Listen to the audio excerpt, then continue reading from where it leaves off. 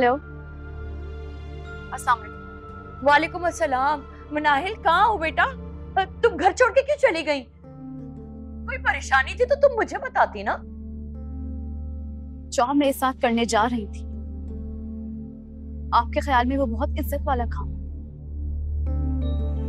क्या मतलब है तुम्हारा? क्या करने वाली थी मैं?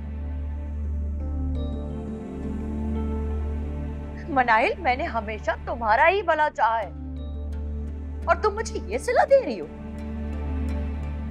एक धोखेबाज आदमी से आप मेरा सौदा करने जा रही थी।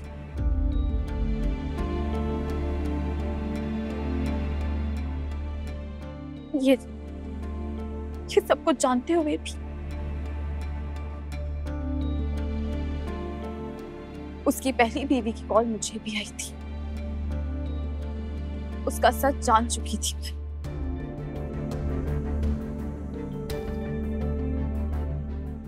लेकिन देखें, फिर से आप पे भरोसा कर बैठी थी।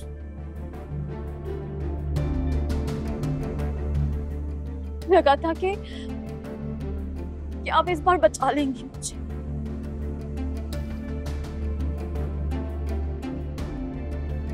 मगर अफसोस,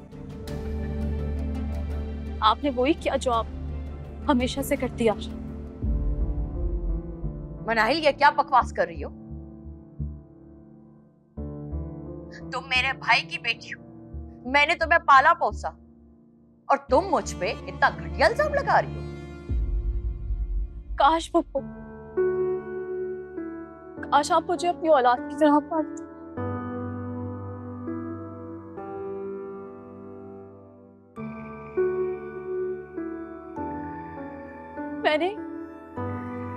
मैंने हमेशा आपको माँ का दर्जा दिया। अपने तौर पे हमेशा आपका ख्याल रखा, आपकी खिदमत की और अपना सब कुछ आपके हवाले कर दिया।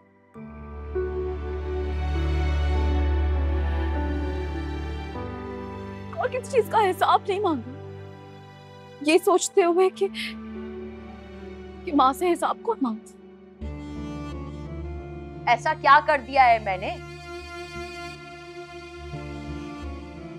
तुम्हारी मर्जी और खुशी से तय की थी ना ये शादी।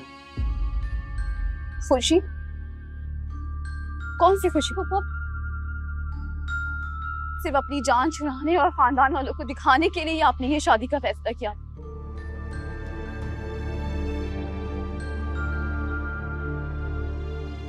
और देखिए, मैंने तो आपकी खुशी के लिए सब कुछ मान दिया। ना लड़का देखा, ना घर पाला, ना कोई फरमाइश की, ना कोई शर्त रखी। लेकिन आपने मेरी खिदमत, मेरी मोहब्बत और मेरे इज़हार का बहुत घटिया सिला दिया मुझे।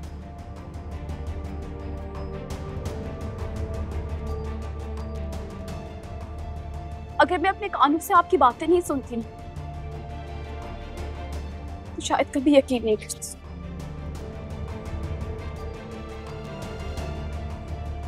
खैर, अब इन बातों से कुछ हासिल नहीं है।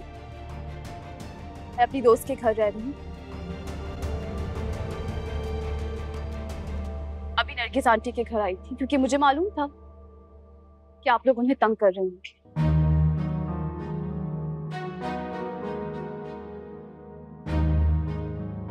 लेकिन आप फिक्र नहीं करें, मैं यहाँ रुकूंगी नहीं, वापस चली जाऊंगी। मनाहिल बेटा, देखो तुम नाराज मत हो, तुम मुझे अपना एड्रेस दो, तुम मुझे एक मौका दो, मैं तुम्हें सब समझा दूंगी।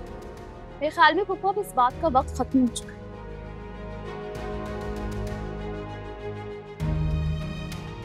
मैं अपने दोस्त के घर हूँ और बहुत जल्द एक हॉस्टल में शिफ्ट हो जाऊंगी और फिर आपसे राब्ता जरूर करूंगी, क्योंकि अब मुझे अपना घर और बाकी प्रॉपर्टी सब चाहिए।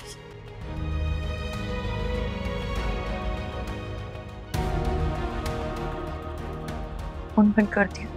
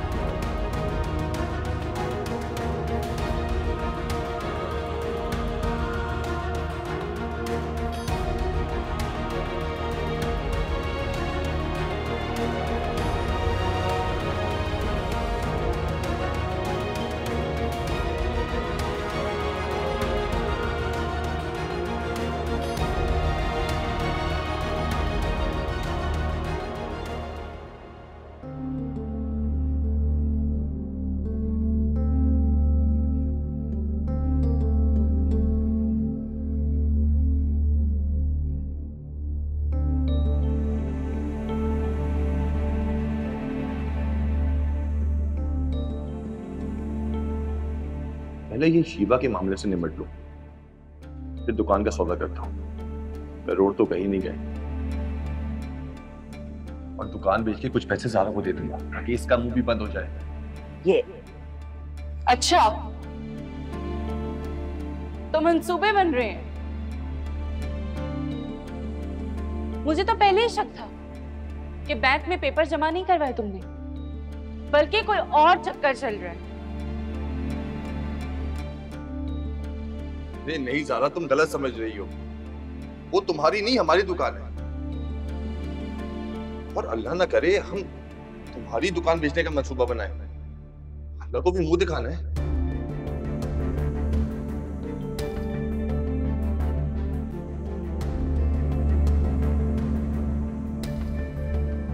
दुकान तो गई हमारे हाथ से।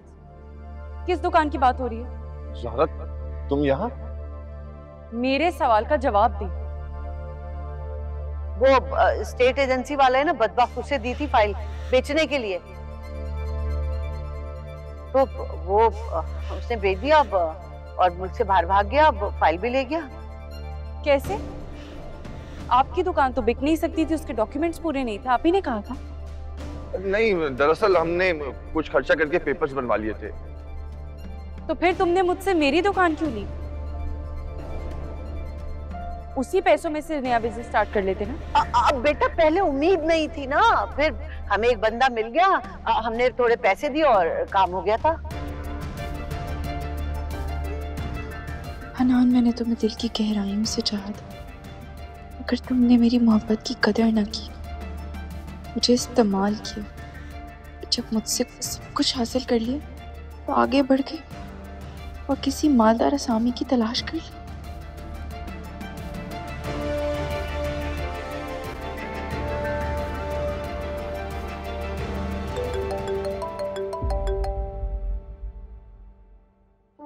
Hello Rumi, thank you so much Rumi, मुझे टाइम पे इत्तला देने के लिए। तुम गई थी वहां? हाँ, गई थी ना, कैसे ना जाती। हनान ने मुझसे सिर्फ दौलत के लिए शादी की थी रूमी, मुझसे लाखों का जेवर और कैश तो लिया, और धोखे से मेरी प्रॉपर्टी भी ले ली।